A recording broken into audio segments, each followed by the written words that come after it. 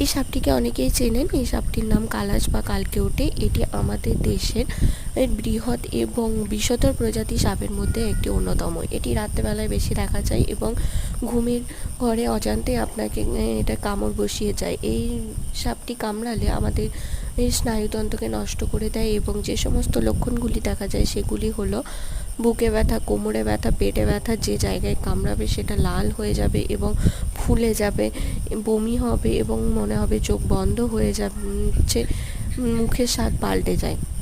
যদি এরকম কোনো সমস্যার সম্মুখীন আপনি হয়ে থাকেন তাহলে অবশ্যই সামনাসামনি যে স্বাস্থ্যকেন্দ্র আছে বা হসপিটাল আছে সেখানে গিয়ে ডাক্তারের পরামর্শ নেবেন।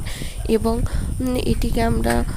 এটির হাত থেকে আমরা বাঁচতে পারি কীভাবে? আমাদের পারিপার্শ্বিক পরিবেশকে পরিষ্কার পরিচ্ছন্ন রাখতে হবে এবং রাতের বেলা অবশ্যই মশারি টাঙানো নিয়ে শুতে হবে।